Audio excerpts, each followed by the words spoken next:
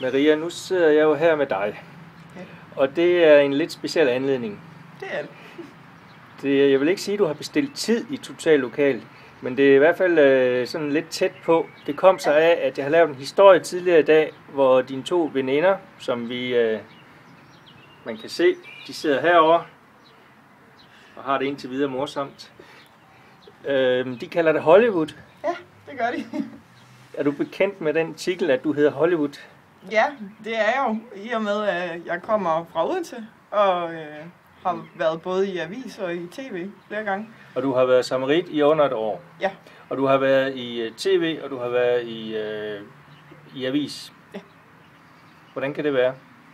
Jeg tror bare, jeg har været på det rigtige sted på det rigtige tidspunkt. Er det så et traume for dig, at du ikke har været i radioen endnu? Nej, ikke rigtigt, men det kunne jo så være det næste skridt på checklisten. Er der sket noget spændende? Nu er du så i Viborg. Hvad er det mest spændende, der er sket for dig ude på Hærvejsruten i dag, hvor du har været samarit i et telt? Altså, jeg har jo siddet ude på posten, hvor dem, der går 40-45 km, de har rundet. Så det er jo de gavede gængere, så at sige. Så de har jo styr på deres ting og deres udstyr, så vi har ikke haft ret meget. Har du rørt ved nogle vabler? Nej, det har jeg faktisk ikke. Hvad har du så rørt ved, han har sagt? Ingenting. Hvad har du så lavet? Jeg har siddet og set godt ud.